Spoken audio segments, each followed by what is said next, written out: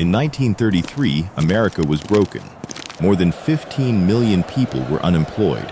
Thousands of banks had collapsed. Families had lost their homes, their savings, and their hope. Across the country, people wondered if the American dream had come to an end forever. But just when the nation seemed ready to give up, a new president stepped forward, promising one thing: action. His name was Franklin D. Roosevelt, and what happened next changed America forever. When Franklin D. Roosevelt took office on March 4, 1933, he inherited one of the worst economic disasters in modern history. Factories stood silent. Businesses were shutting down every day. Farmers couldn't sell their crops. Millions of children went to bed hungry. Fear had spread across every corner of the country. People no longer trusted banks. Many rushed to withdraw their money, only to discover the banks had already run out of cash. The financial system was collapsing before everyone's eyes. Roosevelt knew that unless people regained confidence, nothing else could be fixed. Just 2 days after becoming president, he made an extraordinary decision. Every bank in the United States would temporarily close. It became known as the bank holiday. At first, many Americans panicked, but the government quickly inspected banks across the country. Only the strongest and healthiest banks were allowed to reopen. Then, Roosevelt spoke directly to the American people on the radio. His famous Fireside Chat explained the situation in simple words. He asked Americans to trust the banking system once again. And something remarkable happened. People listened. Instead of withdrawing money, many began depositing it back into banks. Confidence slowly returned. The first step toward recovery had begun. But fixing the banks alone wasn't enough. Millions still had no jobs. Entire communities were struggling to survive. Roosevelt believed the government had to act faster, and on a much larger scale than ever before. This became known as the New Deal. The New Deal wasn't just one program. It was a massive collection of projects designed to help ordinary Americans. Some programs provided emergency relief. Others created jobs. Some reformed the financial system, and others aimed to prevent another disaster like the Great Depression. One of the first programs was the Civilian Conservation Corps, often called the CCC. Young unemployed men were hired to plant trees, build roads, fight forest fires, and improve national parks.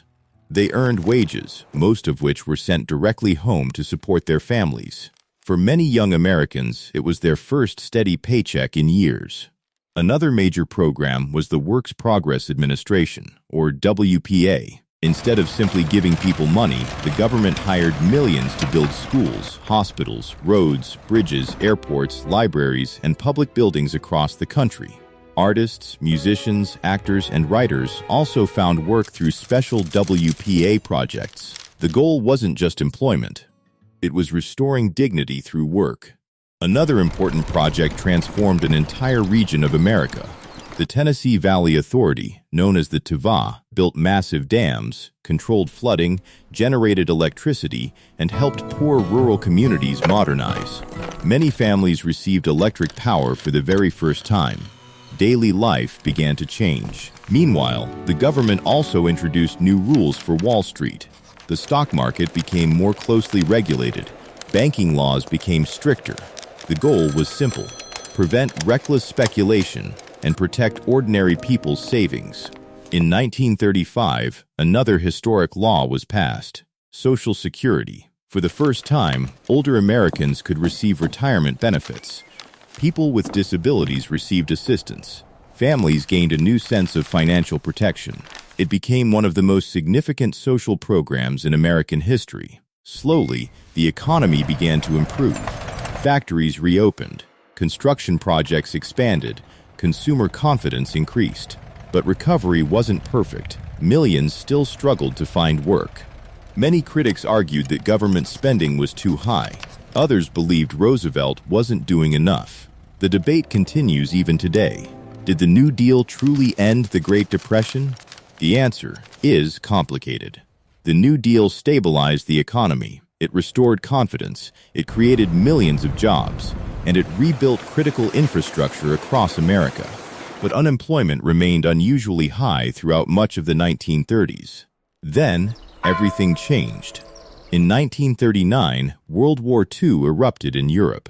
Although the United States did not immediately enter the war, factories began receiving large military orders. Production increased rapidly. Then, after the attack on Pearl Harbor in 1941, America officially entered World War II. Suddenly, the nation's factories operated day and night. Ships, aircraft, tanks, weapons, and supplies were needed in enormous numbers. Millions of Americans found work. Women entered factories in record numbers. Industrial production exploded. Unemployment fell dramatically. The economy roared back to life.